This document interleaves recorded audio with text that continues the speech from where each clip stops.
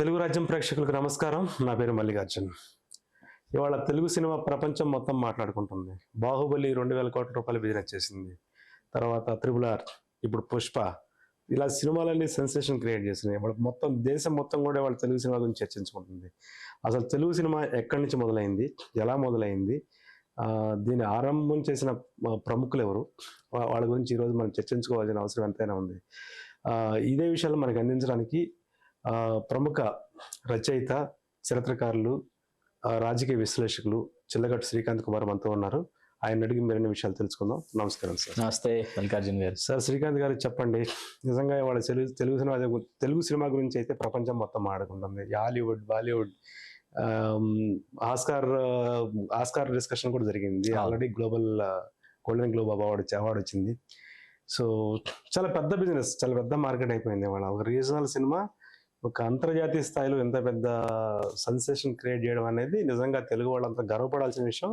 నిజంగా తెలుగు ప్రజలు ఒక గుర్తింపు రావడానికి మాత్రం వాళ్ళ సినిమా అనేది మాత్రం ఖచ్చితంగా ఒక చాలా పెద్ద కారణమైంది. మన నటులు కూడా, మన టెక్నీషియన్స్ కానీ, మన సాంకేతిక నిపుణులు, నటులు నిజంగా అద్భుతాలు సృష్టిస్తున్నారు. అసలు మన తెలుగు సినిమా ఆరంభమే ఒక గొప్ప దీంతో స్టార్ట్ అయింది. మీరు చెప్తారా ఎవరు దాని ఆరంభకులు ఎవరు? అంటే వాస్తవానికి ఏంటంటే, మనం మూకీ సినిమాల నుంచి మొదలు పెట్టాల్సి వస్తే రఘుపతి వెంకయ్య నాయుడు గారు తెలుగు చలనచిత్ర పితామహుడిగా వారిని మనం పేర్కొంటాం. వాస్తవానికి వారు ఏంటంటే, తెలుగు సినిమాలు అంటే మూకీ సినిమాల్ని తీసుకొచ్చి ప్రదర్శించేటటువంటి థియేటర్స్ ఉండేవి. అట్లా వారు తెలుగు నేల మీద అంటే ఆ కెమెరా వారు యాక్చువల్ బందర్ నుంచి ప్రారంభమై చెన్నైకి వెళ్ళి, చెన్నైలో ఈ క్రోనోమోగోఫెన్ అనేటటువంటి ఆ కెమెరా అన్నమాట, దాన్ని తీసుకొచ్చి తద్వారా ఆ మూకీ ఫిలిమ్స్ తయారు చేసేటటువంటి విధానాన్ని తెలుసుకొని ఆ మూకీ చిత్రాలు వచ్చేవి. ఆ మూకీ చిత్రాల్ని ఈయన డేరాలు తీసుకుని వెళ్ళి డేరాలు వేసి ప్రదర్శించేటటువంటి ఒక ప్రదర్శకుడిగా రఘుపతి వెంకయ్య నాయుడు గారి ప్రస్థానం ప్రారంభమైంది. ఆయన సాక్షాత్తు బ్రహ్మ సమాజ వ్యాప్తికి విశేషంగా కృషి చేసినటువంటి బ్రహ్మర్షి సర్ రఘుపతి వెంకటరత్న నాయుడు గారి సోదరుడే రఘుపతి వెంకయ్య నాయుడు గారు, బందరు, కృష్ణా జిల్లా. అయితే వాస్తవానికి ఏంటంటే, రఘుపతి వెంకయ్య నాయుడు గారి కంటే కూడా రఘుపతి వెంకయ్య నాయుడు గారి కుమారుడు చేసినటువంటి కృషి చాలా గొప్పది. ఎందుకంటే సినిమా మీద ఉన్నటువంటి ప్రేమతో రఘుపతి వెంకయ్య నాయుడు గారు తన కుమారుడిని డైరెక్షన్ కోర్సులో చేర్పించి, ఆ సిసిల్ బీడి మిల్లి దగ్గర కూడా తన సహాయకుడిగా పనిచేసి రఘుపతి సూర్యప్రకాష్ గారు అక్కడి నుంచి వచ్చి వారు కొన్ని మూకీ సినిమాలు, ఆ తర్వాత టాకీ సినిమాలు కూడా వారు రూపొందించినప్పటికీ కూడా మూకీ సినిమాల ద్వారానే రఘుపతి సూర్యప్రకాష్ గారు ఎక్కువ ప్రఖ్యాతిగాంచారు. He's the first hero of Telugu cinema industry. He's the first producer, he's the first director, he's the first studio owner. Raghupathi Suryaprakash son of Raghupathi Venkaiah Naidu గారు. ఆ తర్వాత టాకీలకు వచ్చేటప్పటికి హెచ్ఎం రెడ్డి గారు భక్త ప్రహ్లాదతో 1931లో ప్రారంభించి 32లో విడుదలైంది అనుకుంటాను భక్త ప్రహ్లాద. వాల్పోస్ట్ ఇప్పటికీ మన ఫిలిం ఛాంబర్లో ఉంది. ఇప్పటికీ భక్త ప్రహ్లాద వాల్పోస్టర్ ఉంది ఇప్పటికీ. అక్కడి నుంచి తీసుకుంటే మనకేమవుతుందంటే, ఆ తర్వాత మీకు అభ్యుదయ చిత్రాల దర్శకులు ఎక్కువగా మీకేంటంటే పౌరాణిక చిత్రాలు వచ్చాయి. పౌరాణిక చిత్రాలతో పాటు అది జాతీయోద్యమ కాలం కాబట్టి అభ్యుదయ చిత్రాలు తీసేటటువంటి దర్శకులు, నిర్మాతలు కూడా ప్రయాణం ప్రారంభించినటువంటి ఒక కాలం అనమాట.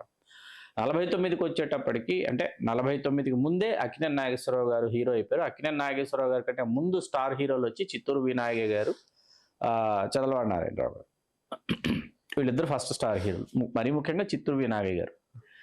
ఆ తర్వాత మీకు ఏంటంటే నాగేశ్వరరావు గారు ఆయన సరికొత్త సినిమాలు, సాంఘికాలు, వాటితో నాగేశ్వరరావు గారు ఆయన ప్రయాణం ఆయన ప్రారంభించారు. 49కి వచ్చేటప్పటికి ఎన్టీ రామారావు గారు మన దేశంతో ఆయన పరిచయం అవడం జరిగింది. ఈలోపు అన్ని సాంఘిక చిత్రాలు అనేటటువంటి వాటికంటే, సాంఘిక చిత్రాల కంటే ముందు ఏంటంటే పౌరాణిక, జానపద చిత్రాలు ఎక్కువగా వచ్చాయి.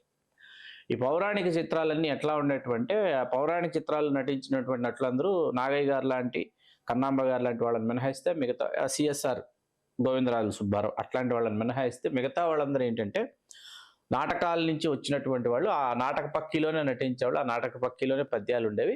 కొంతకాలం పాటు ప్రేక్షకులు వాటినే తెర మీద చూసుకొని ఆనందించేటటువంటి పరిస్థితి. ఆ తర్వాత నెమ్మదిగా ఏంటంటే ఆ నాటకీయత తగ్గుతూ ఈ ఆధునికత ఏదైందో, ఆ సాంకేతిక ఏదైతే ఉందో, ఆ సహజత్వానికి దగ్గరగా నటించేటటువంటి నటుల యొక్క రాక మీకు 49, 50 ఆ సంవత్సరాల్లో ప్రారంభమైంది. అట్లా మీకు ఆ తొలినాళ్లలో ఎస్వి రంగారావు గారు, ఎన్టీ రామారావు గారు, అక్కినేని నాగేశ్వరరావు గారు, సావిత్రి గారు, వీళ్ళు నలుగురు 4 స్తంభాలని చెప్పొచ్చు. అంత క్రితం మహానటులు లేరని కాదు. చిత్తూరు నాగయ్య గారు అసలు స్వర్ణ కంకణ ధారణలు, తర్వాత వచ్చేసి స్వర్ణ కిరీట ధారణలు, గజారోహణాలు ఇట్లాంటివన్నీ చిత్తూరు వినాయక గారికే జరిగాయి. ఎందుకంటే ఆయన చేసినటువంటి పాత్రలు అట్లాంటివి. త్యాగయ్య, పోతన, వేమన ఈ 3 చాలా గొప్ప పాత్రలు. ఈ క్రమంలో ఏంటంటే మీకు వాహిని, విజయ ఈ 2 సంస్థలు, ఈ రెండిట్లో ఏంటంటే వాహిని సంస్థ వచ్చేసి మూలా నారాయణ స్వామి గారిని ఆయన ప్రారంభించారు. ఆర్థికపరమైనటువంటి కొన్ని పరిస్థితుల వల్ల ఇన్కమ్ ట్యాక్స్ దాడులు లాంటివి ఏవో జరిగినాయి. అప్పుడు ఈ వాహిని సంస్థకు చెందినటువంటి వాటాలు ఏవైతే ఉన్నాయో ఆయన బిఎన్ రెడ్డి గారికి, నాగిరెడ్డి గారికి విక్రయించేశారు. అందులో కేవీ రెడ్డి గారు ఒక మేనేజర్. అచ్చా. అట్లా వాహిని విజయ ప్రారంభమయ్యాయి. వాహిని విజయ సంస్థలు, ఈ 2 సంస్థలతో పాటు మీకు అక్కినేని నాగేశ్వరరావు గారు ఆయన్ని తీసుకొచ్చినటువంటి గాడ్ ఫాదర్ ఎవరైతే ఉన్నారు సినిమా పరిశ్రమ, దుక్పేట మధుసూదన్ రావు, ఆయన అన్నపూర్ణ ఎంటర్ప్రైజెస్ ని ఆయన ప్రారంభించారు. ఈ సంస్థలు ఏంటంటే తొలినాళ్లలో చాలా ఆరోగ్యకరమైనటువంటి పోటీ, ఆరోగ్యకరమైనటువంటి సినిమాలు, అత్యద్భుతమైనటువంటి దర్శకులు ఎల్వి ప్రసాద్ గారు కావచ్చు, కేవీ రెడ్డి గారు కావచ్చు, బిఎన్ రెడ్డి గారు కావచ్చు, కమలాకర్ కామేశ్వరరావు గారు కావచ్చు, అట్లాగే పి పుల్లయ్య గారు, సి పుల్లయ్య గారు, వీళ్ళు తాపి చాణక్య గారు, బిఏ సుబ్బారావు గారు, వీళ్ళందరూ మనం ఖచ్చితంగా పేర్కొనదగినటువంటి దర్శకులు. వీళ్ళతో పాటు సముద్రాల సీనియర్ పింగళ నాగేంద్రరావు గారు, డివి నరసరాజు గారు, ఆ తర్వాత సముద్రాల జూనియర్ సదాశివ బ్రహ్మం గారు, మల్లాది రామకృష్ణ శాస్త్రి గారు, పినిశెట్టి శ్రీరామమూర్తి గారు, అనిశెట్టి సుబ్బారావు గారు. అంటే 1950 నుంచి 70 వరకు తెలుగు సినిమా చరిత్రలో, తెలుగు సినిమా చరిత్రకు సంబంధించినటువంటి 2 దశాబ్దాల కాలాన్ని ఏంటంటే స్వర్ణయుగంగా అభివర్ణిస్తారు. ఎందుకు స్వర్ణయుగంగా అభివర్ణిస్తారంటే సాంఘికాలు వచ్చాయి, జానపదాలు వచ్చాయి, చారిత్రక చిత్రాలు వచ్చాయి, పౌరాణిక చిత్రాలు వచ్చాయి, పోటాపోటీగా నటించేటటువంటి నటులు ఉండేవారు, మహానటులు ఉండేవారు, వాళ్ళ మధ్య ఆరోగ్యకరమైనటువంటి పోటీ ఉండేది. ఒకవైపు ఏంటంటే కన్నాంబ గారు కూడా చిత్ర నిర్మాణం చేపట్టి ఆవిడ కూడా చాలా గొప్ప సినిమాలు తీశారు, కానీ సక్సెస్ రేట్ తక్కువ అనమాట. దక్షయజ్ఞం ఒకటే చాలా గొప్ప సినిమా అనమాట వాళ్ళు తీసినటువంటి సినిమాలు. ఎంతోమంది నిర్మాతలు, ఎంతోమంది దర్శకులు తమ యొక్క మేధో దురంధరతని ప్రదర్శించి తెలుగు సినిమా పరిపుష్టికి వాళ్ళు కారకులైనటువంటి వాళ్ళు. ఈవేళ మనం కమలాకర్ కామేశ్వరరావు గారిని తీసుకుంటే ఆయన పౌరాణిక చిత్ర బ్రహ్మ అంటారు, బి విఠలాచార్య గారిని తీసుకుంటే ఆయన జానపద చిత్ర బ్రహ్మ అంటారు, ఆదుర్తి సుబ్బారావు గారిని తీసుకుంటే సాంఘిక చిత్రాల స్రష్ట అంటారు. అట్లాగే వి మధుసూదన్ రావు గారు ఏం చేసేవారంటే వారు ఒక రీమేక్ చేస్తూ తెలుగులో తమిళ సినిమా కావచ్చు, కన్నడ సినిమా కావచ్చు, మలయాళం సినిమా కావచ్చు, తెలుగులో రీమేక్ చేస్తూ తెలుగు నేటివిటీకి దగ్గరగా దాన్ని తీర్చిదిద్దడంలో వి మధుసూదన్ రావు గారు ఎక్స్పర్ట్ అనమాట. వీళ్ళందరి పేర్లు ఎందుకు ప్రస్తావించాల్సి వచ్చిందంటే ఈవేళ కమలాకర్ కామేశ్వరరావు గారు చేసినటువంటి సినిమాలు తీసుకుంటే పాండవనవాసం, మహాకవి కాళిదాసు, మహామంత్రి తిమ్మరుసు, నర్తనశాల, అన్నిటికంటే మించి గుండమ్మ కథ, ఈ 4 సినిమాలు ఎందుకు చెప్పానంటే ఈ పౌరాణిక చిత్రాల్లో పౌరాణిక మరియు చారిత్రక, మహామంత్రి తిమ్మరుసు, మహాకవి కాళిదాసు చారిత్రక నేపథ్యం చారిత్రక నేపథ్యం ఉన్న చిత్రాలు. గుండమ్మ కథ సాంఘిక చిత్రం. ఈ సినిమాల పేర్లు ప్రత్యేకించి ఎందుకు చెప్పానంటే ఈవేళ అవే సినిమాలు తీయాలనుకుంటే మాత్రం ఎన్ని కోట్లు ఖర్చు అవుతుందో, ఎంత వ్యయం అవుతుందో, అసలు ఆ ఒక సెట్ వేయడానికి ఆ డీటెయిలింగ్ ఎంత టైం పడుతుందో చెప్పడం చాలా కష్టం. తర్వాత ఏంటంటే ఈవేళ విఎఫ్ఎక్స్ తీసుకుంటే విజువల్ ఎఫెక్ట్స్, మీకు ఒక సీన్కి సంబంధించిన విజువల్ ఎఫెక్ట్స్ ఒక కంపెనీలో జరుగుతూ ఉంటాయి, ఇంకొక సాంగ్కి సంబంధించిన విజువల్ ఎఫెక్ట్స్ ఇంకొక కంపెనీలో జరుగుతూ ఉంటాయి. ఎందుకంటే టైంకి అనుకున్న టైం సినిమా రిలీజ్ కావాలి కాబట్టి. ఇదంతా ఏంటంటే సాంకేతికత యొక్క మేళవింపు అనమాట. దీంట్లో ఆత్మ లోపిస్తుంది ఎక్కడో. మీకు ఇప్పుడు మాయాబజార్ సినిమా మీరు ఇవాళ చూస్తుంటే ఆ వేళ నుంచి ఇవాళ వరకు మాయాబజార్ సినిమాలో సోల్ ఒకటే అనమాట, మీకు ఎక్కడ సోల్ మిస్ అవ్వదు. మీకు అట్లాగే నర్తనశాల చూస్తుంటే ఆ సోల్ మీకు ఎక్కడ మిస్ అవ్వదు అనమాట. అంటే ఆ సోల్ పట్టుకోవడం అనమాట, ఆ సోల్ పట్టుకొని ట్రావెల్ చేయడం. మీకు ఇక్కడ కేవీ రెడ్డి గారు ఒకసారి చెప్పిన ఉదంతం చెప్తాను నేను మీకు. వాళ్ళు ఎక్కడో అవుట్డోర్ వెళ్ళారు, విజయవాడ సినిమానే అనుకుంటా. ఈ టైంలో ఏంటంటే ముందర ఫస్ట్ ఎన్టీ రామారావు గారు వీళ్ళు వెళ్తూ కారు ఆపేసి కారు దిగి ఒక లొకేషన్ చూసి చాలా బాగుంది ఆ లొకేషన్ అనుకుంటున్నట్టు. వెనకాల మార్కస్ బాట్లే కారు ఆగింది, ఆయన కెమెరామెన్, సినిమాటోగ్రాఫర్. ఏంటి అందరు ఇక్కడ ఆగారంటే ఈ లొకేషన్ చాలా బాగుంది అందుకని ఇక్కడ ఆగామంటే ఆయన భలే ఉంది లొకేషన్ అని అన్నారంట. ఈలో వెనకాల డైరెక్టర్ కేవీ రెడ్డి గారి కారు ఆగిందంట. ఆగిన తర్వాత ఏంటి అందరు ఇక్కడ మీటింగ్ పెట్టంటే లొకేషన్ చాలా బాగుంది, ఇందాక మనం తీసిన ఇక్కడ తీసుంటే భలే ఉండేదంటే అవును నిజంగా లొకేషన్ చాలా బాగుందని మేనేజర్ని పిలిచి లొకేషన్ నోట్ చేసుకో అన్నాడట. దేనికి సార్ అంటే నెక్స్ట్ సినిమాలు యూజ్ చేద్దాం ఈ లొకేషన్ పదండి అన్నాడంట. ఆయన ఏంటంటే ఇందాక సీన్ షూట్ చేసేసారు, అయిపోయింది, జరిగిపోయింది అనమాట. ఓకే ఈ లొకేషన్ బాగుంది, నెక్స్ట్ సినిమాలు యూజ్ చేసుకుందాం, అంతేగాని ఇక్కడ వేస్ట్ చేయడానికి ఆయన left side notes, right side notes, ఆ తర్వాత డీటెయిలింగ్ వచ్చి రెడ్ కలర్ ఇంక పెంత రాసేవారు కేవీ రెడ్డి గారు. అట్లాగే స్టాప్ వాచ్ పెట్టుకుని ఆయన స్క్రిప్ట్ చేసేవారంట. స్టాప్ బ్లాక్ పెట్టుకుని ఎంత సేపు వస్తుంది ఒక సీను నిడివి ఎంత వస్తుంది, ఎన్ని అడుగులు ఫిల్మ్ కావాల్సి వస్తుంది, ఇవన్నీ ఎందుకు ఇవాళ ఎవరికైనా ఇవన్నీ వింటే వాళ్ళకి ఏంటంటే ఇదేదో చాదస్తం కింద వాళ్ళు అనుకుంటారు కానీ ఖచ్చితంగా కానీ వాళ్ళు ఆ రోజు చేసినటువంటి ఇవాళ డిజిటల్ అయిపోవడం వల్ల ఏమైపోయిందంటే ఏం తెస్తున్నామో ఎంత తెస్తున్నామో తీసుకున్న తర్వాత తీసుకుంటానే ఉంటారు కానీ వాళ్ళు ఏంటంటే ఖచ్చితమైనటువంటి లెక్కలు ఫిలింగ్ క్యాన్స్ కదా ఆ రోజుల్లో. మీకు రాజ్ కపూర్ గారు ఎప్పుడు ఒక విషయం చెప్తుండేవారు, there are only 2 tables, one is writing table, another one is editing table అనేవారు ఆయన. 2 టేబుల్స్ ఉంటాయి, నువ్వు ఎన్ని పేపర్లైనా చింపేసాయి, సీన్లు రాసుకునేటప్పుడు నువ్వు తయారు చేసుకునేటప్పుడు నువ్వు ఎన్ని కాగితాల కట్టలైనా నువ్వు వాడేసాయి, అంతేగాని దాన్ని నువ్వు ఫిల్మ్ మీదకి తీసుకొచ్చి ఎక్స్పెరిమెంట్స్ చేయకు, స్క్రిప్ట్ పర్ఫెక్ట్గా చేసుకుని రమ్మని చెప్పేవాడు.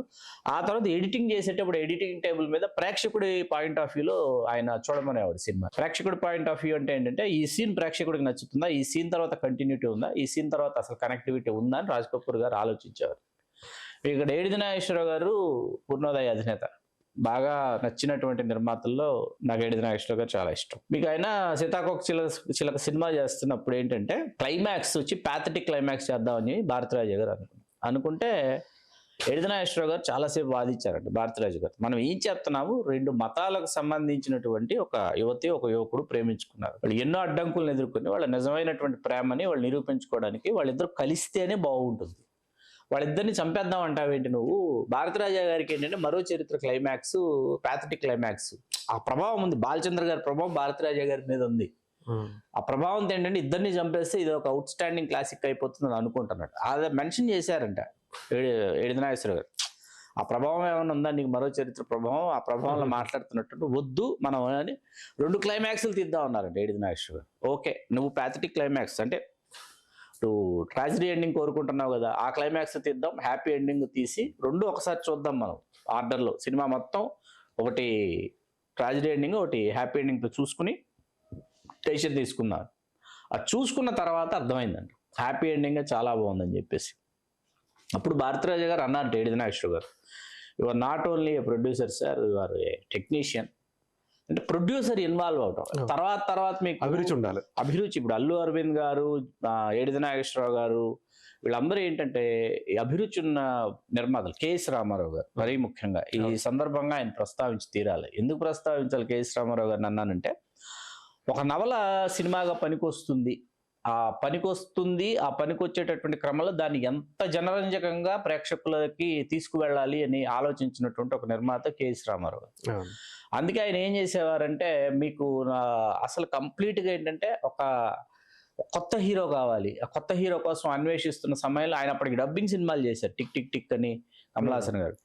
ఆయన ఫస్ట్ టైం ఆయన ప్రొడ్యూస్ చేస్తూ ఎర్రగులాబీలో అభిలాష చేస్తున్నారు. అభిలాష చేస్తూ ఆయన ఏంటంటే కొత్తగా ఒక ఎనర్జీ ఉన్నటువంటి హీరో కావాలని ఆయన ఫోకస్ చిరంజీవి గారి మీద పడిన తర్వాత దీన్ని నెక్స్ట్ లెవెల్కి తీసుకెళ్లాలంటే who is the music director. అసలు ఇళరాజా గారు దొరకనటువంటి, ఇళరాజా గారికి తీరిక లేనటువంటి ఒక సంగీత దర్శకుడు అప్పటికే. అలాంటి ఇళరాజా గారితో ఈయన సినిమా చేయటం, లోక్ సింగ్ గారు సినిమాటోగ్రఫీ, అభిలాష, ఛాలెంజ్, రాక్షసుడు, మరణ మృదంగం అని బ్యాక్ టు బ్యాక్ ఎందుకు కేఎస్ రామారావు హిట్స్ ఇవ్వగలిగారంటే ఒక అభిరుచి తపన ఉన్నటువంటి నిర్మాత కావడం. ఇట్లాంటి తపన ఉన్నటువంటి విజయబాబు నాయుడు గారి గురించి జరగాల్సినటువంటి చర్చ జరగలేదన్నది నా వాదన. ఎందుకంటే కన్నడంలో 2 సినిమాలు ఫ్లాప్ అయ్యాయి అని తెలిసింది అనుకోండి, ఈ నెల 2 సినిమాలు రైట్స్ కొనుక్కునేవాడు. తమిళంలో 2 సినిమాలు ఫ్లాప్ అయితే వెళ్ళి ఆ 2 సినిమాలు ఫ్లాప్ సినిమాలు రైట్స్ కొనుక్కొని వచ్చేవాడు. ఎవరికి అర్థమయ్యేది కాదు, ఎవరికి తెలుగు సినిమా ఇండస్ట్రీలో అర్థమయ్యేది కాదు. వచ్చి ఆ సినిమాలో ఫస్ట్ హాఫ్, ఈ సినిమాలో 2 సినిమాల్లో ఒక ఫస్ట్ హాఫ్ ఒక సెకండ్ హాఫ్ తీసుకుని తెలుగు ఒక సినిమా చేసేసేవారు ఈయన. అవును, మీరు విజయ అని ఒక సినిమా ఉంది, బొట్టు కాటుక అని ఒక సినిమా ఉంది, బొమ్మరిల్లు అని ఒక సినిమా ఉంది, ఇవన్నీ హిట్స్ తెలుగులో. విజయబాబు నాయుడు గారు నిర్మాత. ఈ సినిమాలు చూస్తే ఏమనిపిస్తుంది అంటే, హౌ ఇస్ ఇట్ పాసిబుల్ అనిపిస్తుంది. వాటిని ఆయన తీసి ఒప్పించడం అన్నమాట విజయబాబు నాయుడు గారు.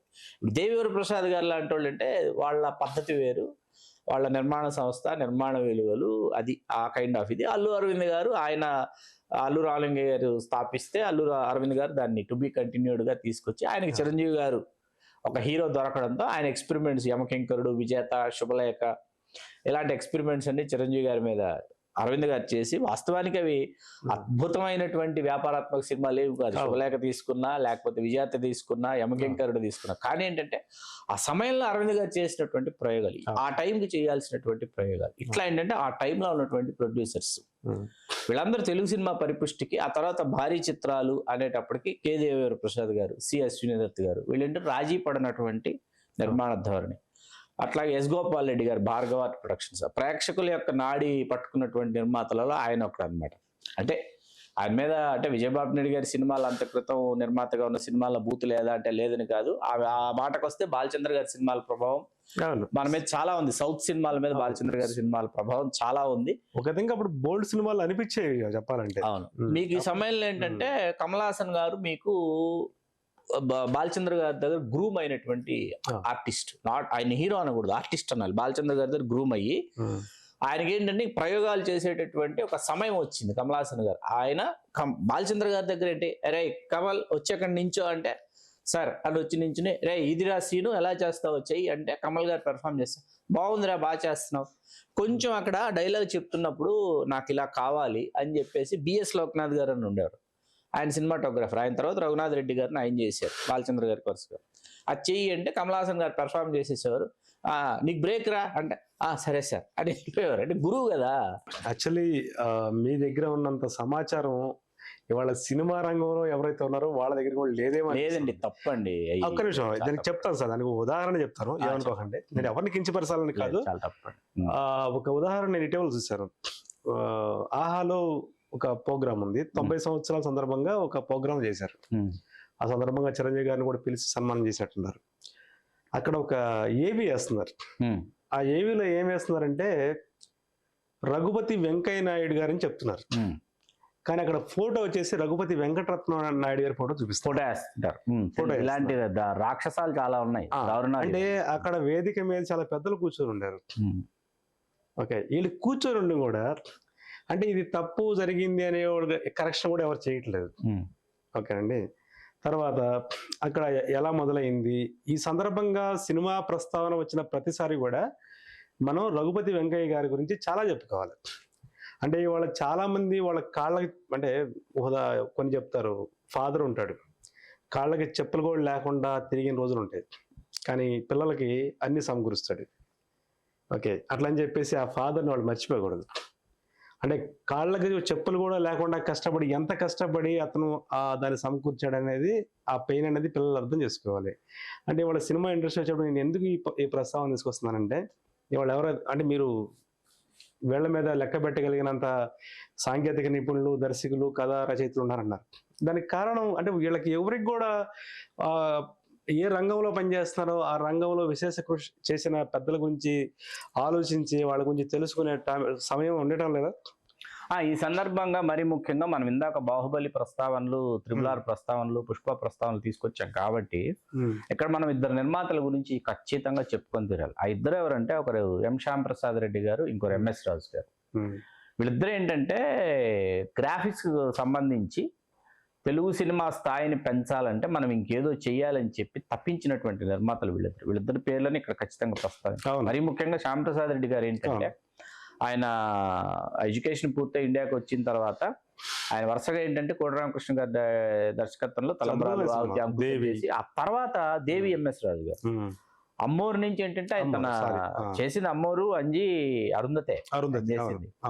అంజీ మిస్ఫైర్ అయింది కానీ రకరకాల కారణాల వల్ల ఆయన, ఎందుకంటే మళ్ళీ విఎఫ్ఎక్స్ తో ఒక సినిమా చేసి హిట్ కొట్టిన తర్వాత నా ట్రాక్ మార్చుకోవాలని అరుంధతి ఇచ్చారు మనకి కదా.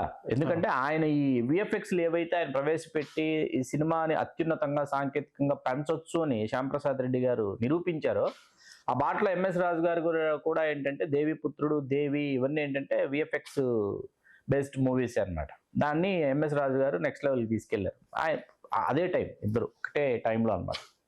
ఎందుకు ప్రస్తావించాలంటే తెలుగు సినిమా స్థాయిని మనం పెంచాలి. ఇక్కడ మనం ప్యారలల్ సినిమా గురించి మాట్లాడటం లేదు, అది ఇంకొక రోజు ఇంకొక ఎపిసోడ్ చేద్దాం. ప్యారలల్ సినిమా అంటే బి నరసింహరావు గారు, గౌతమ్ ఘోష్ గారు, శ్యామ్ బెనగల్ గారు, వీళ్ళందరూ తెలుగు సినిమాకి వీళ్ళు అందించినటువంటి సేవలు, వీళ్ళు తెలుగు సినిమా స్థాయిని, బిఎస్ నారాయణ గారు మరీ ముఖ్యంగా తెలంగాణ గడ్డ మీద పుట్టినటువంటి దర్శకులు నిమజ్జనం లాంటి గొప్ప సినిమా తీసినట్టు వీళ్ళందరి గురించి ఇంకొక రోజు ఇంకొక ఎపిసోడ్ చేద్దాం. నేషనల్ అవార్డు వచ్చినట్టు. నిమజ్జనానికి వచ్చింది బి నరసింహారావు సినిమాలకి దాసి, మట్టి మనుషులు ఇవన్నీ కూడా పురస్కారాలు అందుకున్నటువంటి సినిమాలు. మా భూమి మరి ముఖ్యంగా ఖచ్చితంగా పేర్కొనదగినటువంటి సినిమాలు ఇవన్నీ. వాటన్నిటి గురించి ఇంకొక రోజు ఇంకొక ఎపిసోడ్ చేస్తే ఇవన్నీ ఏంటంటే మనం మాట్లాడుకుంటున్నది ఫక్టు వ్యాపారాత్మకమైనటువంటి సినిమా. సినిమా అంటే వ్యాపారం. సినిమా మీకు ఫస్ట్ కాపీ వచ్చేంత వరకు సినిమా అనేది ఇక్కడ, ఫస్ట్ కాపీ వచ్చిన తర్వాత కాసు. ఇట్స్ వెరీ క్లియర్ అన్నమాట, అందులో ఏం సందేహం లేదు. కాకపోతే ఏంటంటే ఈవేళ వినోదం ఏమైపోయిందంటే మీ ఇంట్లో క్లిక్ దూరంలో మీ డ్రాయింగ్ రూమ్ అనేది హోమ్ థియేటర్గా మారిపోయినటువంటి నేపథ్యంలో మీరు దాన్ని దాటి వెలుపలికి రావాలి, థియేటర్కి వెళ్ళాలి. థియేటర్కి వెళ్ళి మీరు సినిమా చూడాలంటే ఈవేళ మాల్స్లో కూడా ఫుల్ కాలేనటువంటి పరిస్థితుల్లో ఉంది వేళ. అంటే ముందే మనం రేటింగ్స్ చూసుకుంటున్నాం, ముందే మనం రివ్యూస్ చదివేస్తున్నాం. చదివేసిన తర్వాత మనకు ఆసక్తి చచ్చిపోతుంది. చచ్చిపోయిన తర్వాత మనం ఇంట్లో ఓటీటీలోనే మనకు కావాల్సినంత ఎంటర్టైన్మెంట్ ఉంది, దొరుకుతా ఉంది. దొరుకుతున్నప్పుడు ఏంటంటే కొత్త ఎంటర్టైన్మెంట్ మనల్ని ఎంటర్టైన్ చేయకపోతే ఏం చేస్తున్నాం అంటే పాత ఎంటర్టైన్మెంట్ ని తిరిగి చూస్తున్నాం మనం. ఇది జంధ్యాల కామెడీలో, లేకపోతే విశ్వనాథ్ గారి సినిమాలో, బాపు గారి సినిమాలో, సింగీతం శ్రీనివాసరావు గారి సినిమాలో, లేకపోతే రాజేంద్ర ప్రసాద్ కామెడీలో ఇవి చూసుకుంటా ఉన్నాం మనం. ఇవి చూసుకుంటా ఉన్నటువంటి సమయంలో థియేటర్కి రామన్నమాట, ప్రేక్షకుడు రాడు. మీకు ఇంకొక విషయం సార్, ఈ సందర్భంగా ఒకప్పుడు ఒక సామాజిక బాధ్యత ఉండేది. ఒక సినిమాల్లో ఒక దేశభక్తిని ప్రబోధించే విధంగా సినిమా పాటలు ఉండేవి. కుటుంబ విలువల్ని, కుటుంబ బంధాలని, విలువల్ని పెంచే విధంగా సినిమాలు ఉండేవి. కుటుంబ కథలు ఎక్కువగా ఉండేవి. ఇటీవల కాలంలో కుటుంబ కథలనే ఆల్మోస్ట్ గా సినిమాల్లో తగ్గిపోయింది కంప్లీట్ గా. అంటే మేబీ రీజన్స్ టీవీ సీరియల్స్ కావచ్చు, ఏదైనా కావచ్చు. అదేవిధంగా సామాజిక బాధ్యత కూడా స్లోగా తగ్గిపోతుంది. వ్యాపార విలువలు పెరిగిపోతుంది. కేవలం హింస, శృంగారం, ఎక్స్పోజింగ్, ఇలాంటి ఒక ధోరణి, పెడధోరణి పెరిగిపోతుంది సినిమాల్లో. మనం తెలుగు సినిమా ఎక్కడ మొదలైంది, ఇప్పుడు ప్రస్తుతానికి ఇక్కడికి వచ్చేసి, అంటే ఇటీవల కాలంలో మంచి సినిమాలు రావట్లేదా అంటే, అదే మన పక్క వేరే భాష సినిమాలు తీసుకుంటే తమిళ్ కానీ, మలయాళం కానీ అద్భుతమైన సినిమాలు వస్తున్నాయి. మంచి విలువలతో కూడుకున్న సినిమాలు. అద్భుతం అంటే మామూలు అద్భుతాలు కాదు, కథలని చాలా రియాలిటీకి దగ్గరగా. మంచి ప్రశ్న. ఇక్కడ ఏంటంటే మల్లికార్జున గారు, తొలినాళ్లలో మీకు జాతీయోద్యమ ప్రభావం వల్ల తొలినాళ్లలో తెలుగు సినిమాలో దేశభక్తి అనేది పుంకాలుగా దొరికింది. వందే మాతరం, ఈ సినిమాలన్నీ అన్నమాట. ఆ తర్వాత ఏమైందంటే దేశానికి స్వాతంత్రం వచ్చిన తర్వాత కుటుంబ వ్యవస్థ ఏర్పడుతుంది. అప్పుడే అంటే కుటుంబాలు అంతకుముందు లేవా అంటే లేవని, స్వాతంత్రానంతరం ఏంటంటే వ్యవసాయంలోకి అందరూ పూర్తి స్థాయిలో తమ కుటుంబాలు పూర్తి స్థాయిలో నిలదొక్కుకోవడం, అక్కడి నుంచి ప్రజా జీవితాల్లోకి రావటం, తర్వాత ఏంటంటే తమ పిల్లల్ని ఉన్నత విద్యల కోసం వాళ్ళు పట్టణాలకు తీసుకురావడం, ఇట్లాంటి ఒక దశ అనమాట. ఆ దశలో మీకు ఆ కైండ్ ఆఫ్ సినిమాలు వచ్చాయి, బాగా మీరు పరిశీలిస్తే ఒకసారి కదా. ఆ తర్వాత ప్రయోగాత్మక చిత్రాలు వచ్చాయి. ఈ నేపథ్యంలో ఏమైందంటే మీకు ఆ తర్వాత మీకు కాలక్షేపం మాత్రమే కథా వస్తువుగా మారింది. ఎప్పుడైతే కాలక్షేపం కథా వస్తువుగా మారిందో, ఇప్పుడు వాడికి దేశభక్తి ప్రబోధిస్తామన్నా, లేకపోతే కుటుంబ విలువలు నేర్పుతామన్నా వాడికి అంత తీరిక కానీ ఓపిక కానీ లేవన్నమాట. వాడు ఏంటంటే వాడు ఎన్నో ఒత్తిళ్లలో నుంచి వాడు మైమర్చిపోవాలి కాబట్టి, ఆ ఒత్తిళ్లను మర్చిపోవాలి కాబట్టి వాడు ఖచ్చితంగా కాలక్షేపం. సినిమా అనేది ఒక అందమైన అబద్ధం అండి. సినిమా ఎప్పటికీ సినిమా అనేది ఒక అందమైన అబద్ధం. ఈ అందమైన అబద్ధాన్ని దాన్ని అందమైన అబద్ధం లాగా ఉంచితేనే అది అందంగా ఉంటుంది. అర్థమవుతుంది. దాని కాలక్షేపంగా ఇప్పుడు విజయ చక్రపాణి గారి గురించి ఇక్కడ నేను ప్రస్తావించాలి. ఇందాక నేను ప్రస్తావించలేదు. నాగిరెడ్డి చక్రపాణి విజయాధినేతలు ఎవరైతే ఇద్దరు ఉన్నారో వాళ్ళలో ఒకరు నాగిరెడ్డి గారు, ఇంకొకరు చక్రపాణి గారు. చక్రపాణి గారు ఏమనేవాళ్ళు అంటే, ఎవరైనా మెసేజ్ ఓరియంటెడ్ గురించి ఇట్లాంటి సినిమాలు మీరు ఎందుకు తీరు అని ఆయన్ని క్వశ్చన్ చేస్తే, ఆ రోజుల్లో ఆయన్ని ఎవరైనా క్వశ్చన్ చేస్తే ఆయన చెప్పినటువంటి ఒకే ఒక మాట ఏంటంటే, మెసేజ్ ఇవ్వాలనుకుంటే నేను టెలిగ్రామ్ ఇస్తాను, సినిమా తీనన్నాడు. సినిమా తీయాలనుకుంటే సినిమా ఏది ఇస్తా, నేను మెసేజ్ ఇవ్వను అన్నారు. అలాగే మీరు కృష్ణ గారిని తీసుకుంటే తెలుగు సినిమా చరిత్రలో మనం కూడా ఇంతకుముందు ఒకసారి సూపర్ స్టార్ కృష్ణ గారి ప్రస్తావన, కృష్ణ గారి గురించి చర్చ జరగాల్సినంత చర్చ జరగలేదనేది నాకు చాలా ఆవేదన కలుగుతుంది. ఎందుకంటే ఇటీవల మీకు పద్మాలయ స్టూడియోస్ వాళ్ళ సినిమాలన్నీ కూడా ఏంటంటే యూట్యూబ్ లో పబ్లిష్ చేశారు. ఏది ఒరిజినల్ ప్రింట్స్. తమ్మారెడ్డి భరద్వాజ్ గారు కొనుక్కొని చేశారు. మన తమ్మారెడ్డి భరద్వాజ్ గారితో ఫోన్ చేసినప్పుడు నేను ఆయన్ని కంగ్రాచులేట్ చేసే ఆ విషయం. ఎందుకంటే మా చైల్డ్హుడ్ మెమరీస్ అన్ని మాకు ఒకసారి గుర్తు వచ్చినాయి. ఇప్పుడు సింహాసనం విడుదలైనప్పుడు అసలు థియేటర్ దగ్గర వాతావరణం ఎలా ఉండేది, 32 షీట్ పోస్ట్ 24 షీట్ పోస్ట్ ఉండేది వాల్ పోస్ట్, అట్లాంటి 32 షీట్ వాల్ పోస్ట్ ఇచ్చారు ఫస్ట్ టైం. అసలు 32 షీట్ వాల్ పోస్ట్ ఏంటి అసలు, చూడటానికి జనాలు తండాలుగా థియేటర్లు జరుగుతుంది. ఆ మెమరీస్ అన్ని గుర్తుకొచ్చినాయి సార్ ఒకసారి అని చెప్పి చెప్పాను భరద్వాజ గారితో.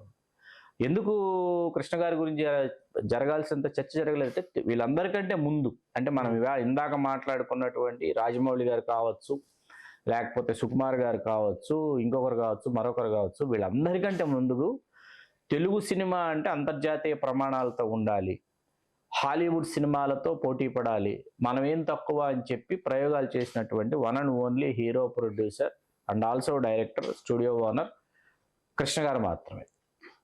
అందులో సందేహమే లేదు. నేను ఈ స్టేట్మెంట్ కట్టుబడి ఉంటా.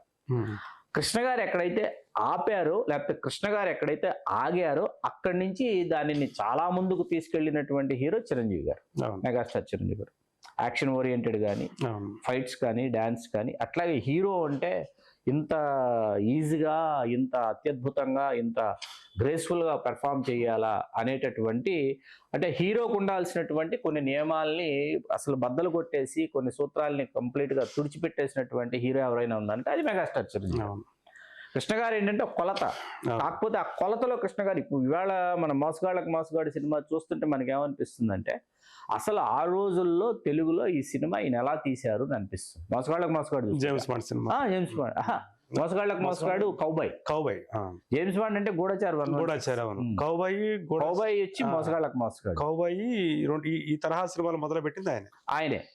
తర్వాత ఇది చేసిన కృష్ణ గారు అల్లూరి సీతారామరాజు చేస్తే, అది చేసిన కృష్ణ గారు పాడి పంటలు చేస్తే, ఇవి చేసిన కృష్ణ గారు సింహాసనం చేస్తే, ఇవన్నీ ఏంటంటే వీటన్నిటి మధ్యలో మళ్ళీ ఒక మల్టీ స్టార్ కృష్ణ గారు ఏంటి, ఆయన ఎన్టీ రామారావు గారు సన్స్, ఎస్వి రంగారావు గారు ఫాదర్, దేవుడు చేసిన మనిషిలో ఒక సినిమా.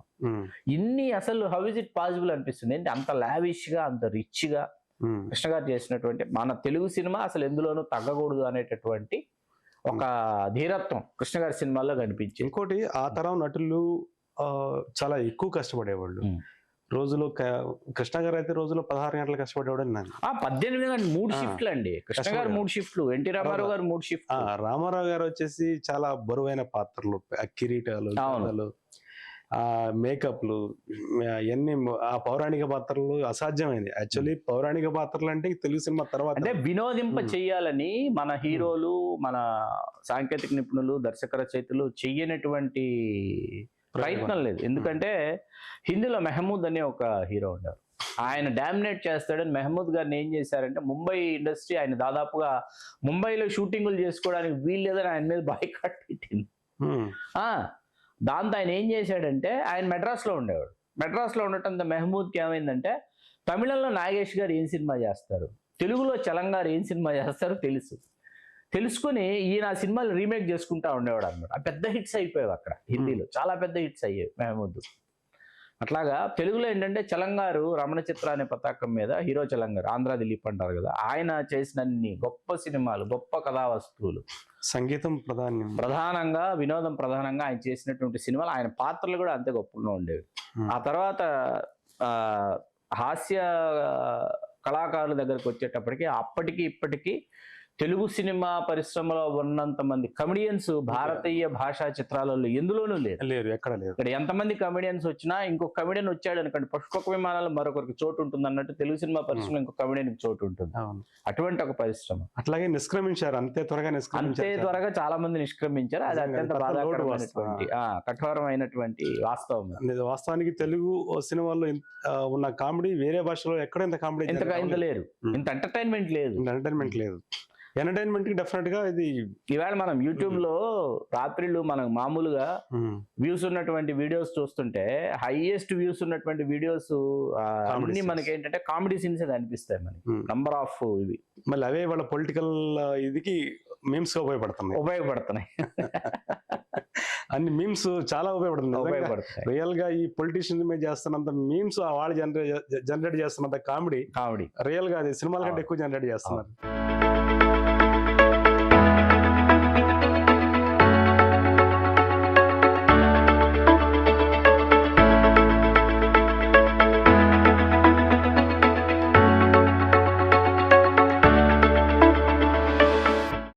తెలుగు సినిమాకి సంబంధించిన తెలుగు సినిమా పుట్టుపూర్వత్వాలకు సంబంధించిన విశేషాలు.